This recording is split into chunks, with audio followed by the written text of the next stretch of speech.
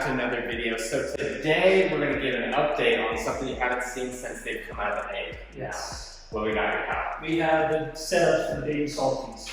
So, I know it's one group, but we split them up into three because we have the males here, we have the females over there, and then we have the runt females here because obviously with such a big clutch, you'll have ones that eat less, are less aggressive, less food motivated. So it's best just to separate it just to ensure everyone's well-being and survival. And make sure they're all eating. Because that's one thing that you notice is like when you had a bunch of the females together, there was a few that weren't getting their fair share because they were getting out-competed. So we separated, it seems like that's been doing the trick. Yeah, we'll throw a ton of food, but even then, a lot of these crops are just very food motivated, so they hit it quick. And the others just kind of are very much more timid. So it's best to have the timid ones by themselves, so then they have plenty of time to get their food. Now, before we get into it, for the people that haven't watched when we hatched out all these crops or collected the eggs, want to walk them through like how many eggs you got, how many hatched, kind of what you're seeing. Remember how many? We had 52 eggs. 52 eggs. So we collected 52 that night, which was insane. Yep. How many of those do we have left? I'll let you go with that. I think we have.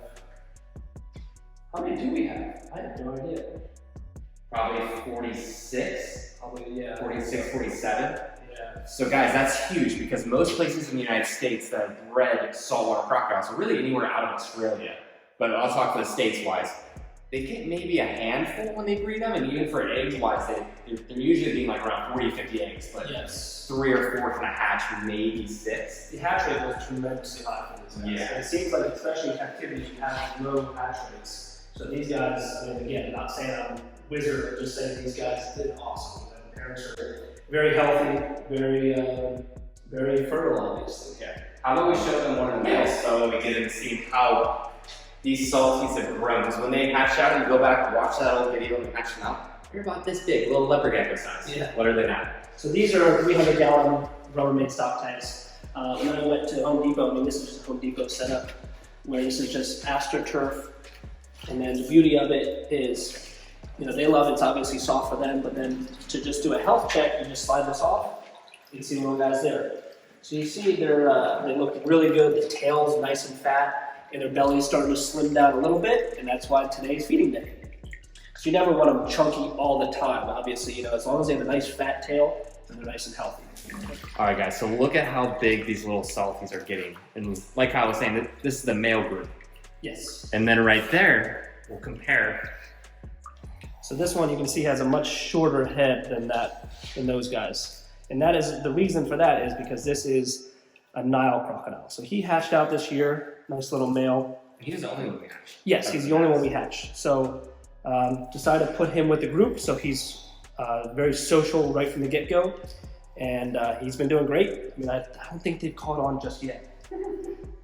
Well, look at how big these guys are getting. As you can see, they're tearing up the glove, Oh, yeah. just with their sharp claws, but not too bad as far as temperament. I mean, obviously the Nile's a little vocal, but the salty, I mean, he's kind of just hanging back a little few puffs here and there, but for the most part, he just wants to get away, as most babies do. Yeah, like I said, these guys, you can see they're on the thinner side as far as their stomach.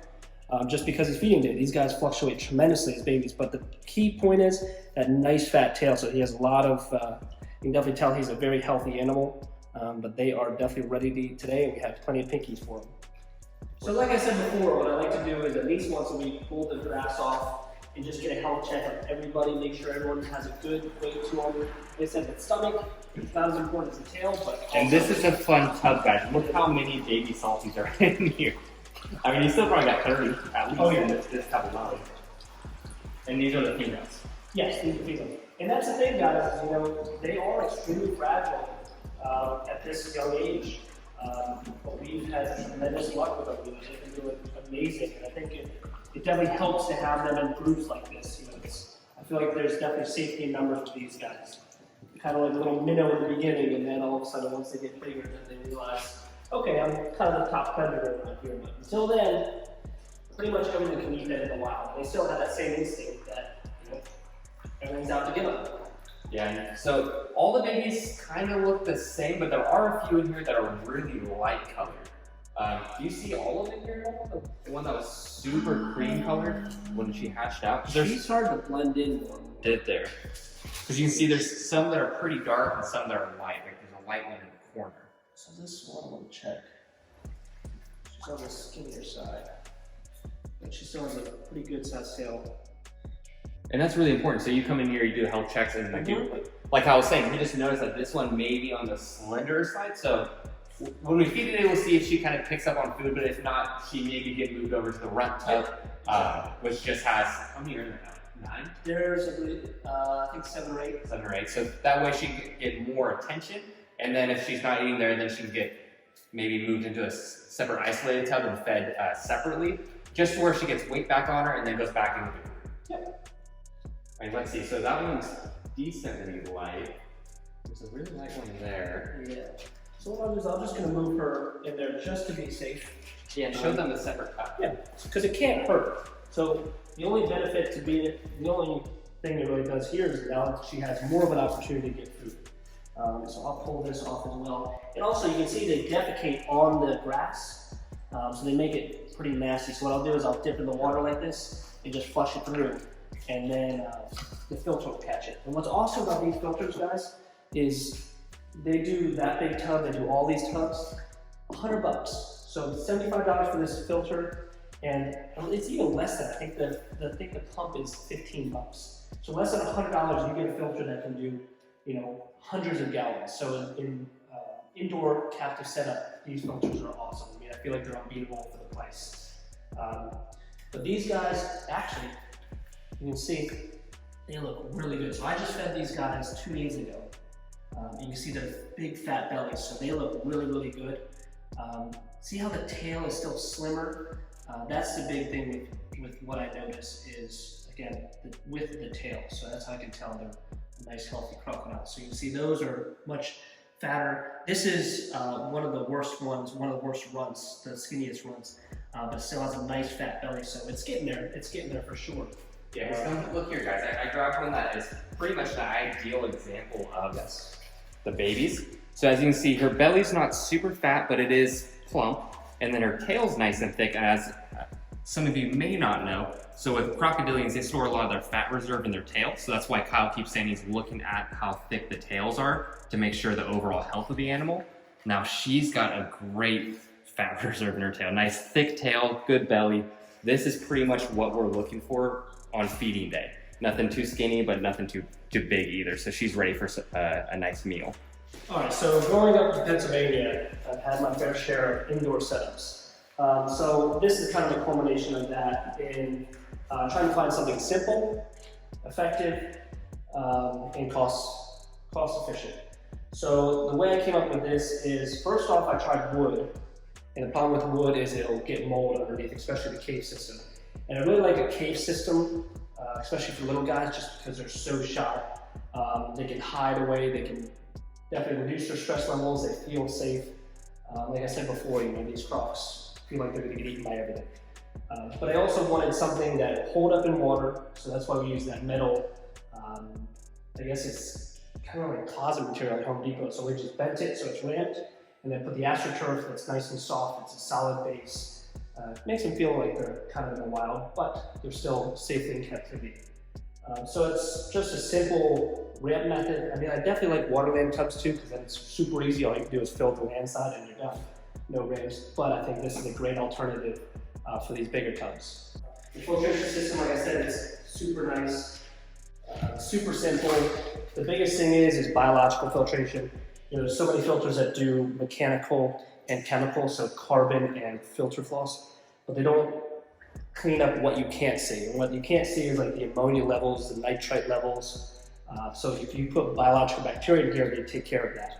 Even though they're not like a fish where they're going to get drastically affected by those levels, it's best to have as crystal clear and clean water as you can. So that's why I like these filters, because they're huge. So you can put so much chemical, mechanical, and biological filtration in these. And like I said, they keep up with hundreds of gallons of water. And we have water heaters. We don't have the filters running right now, just because it would be pretty loud in here and we couldn't talk. But other than that, they're always running, always filtering the water, because these guys are quite a bio load. Yeah, especially because you have so many in each tub, eating so much. I mean, How much are you feeding the tubs right now? You're probably got like 100 pinkies in here. No, I put 200 to 300 pinkies in there. Oh. In this tub alone.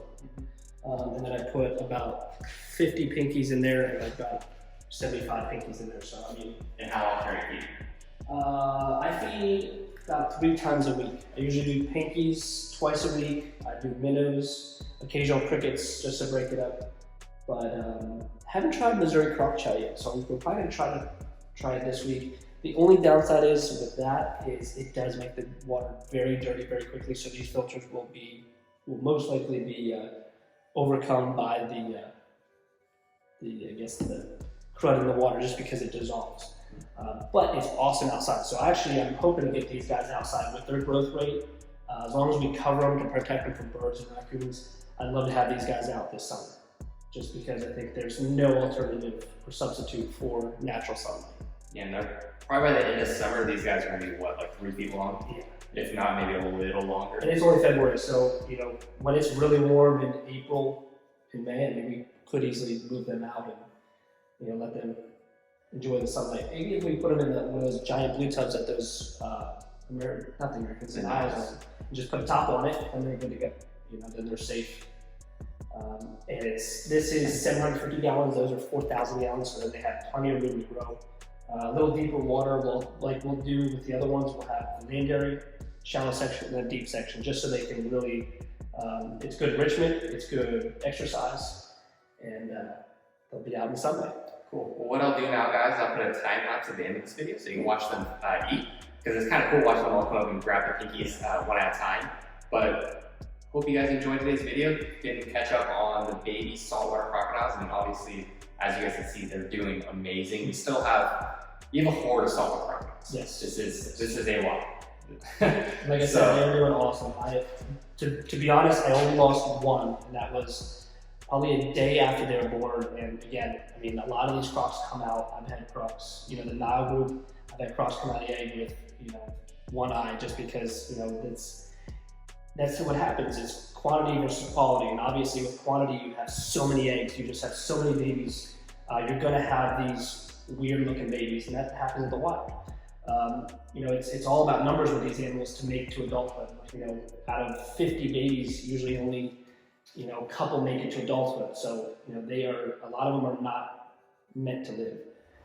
But these guys are doing tremendously well. I mean, like I said, only one died of unknown causes a day after they were born, and that happens. But these guys are doing extremely well. Everyone's eating, everyone's growing, everyone's gaining weight, even the runts. So I'm extremely happy with how everything's going. Perfect. Well, if you like today's video, guys, make sure to like, comment, subscribe, follow us on Instagram at Primitive Predators, and we'll see you on the next one.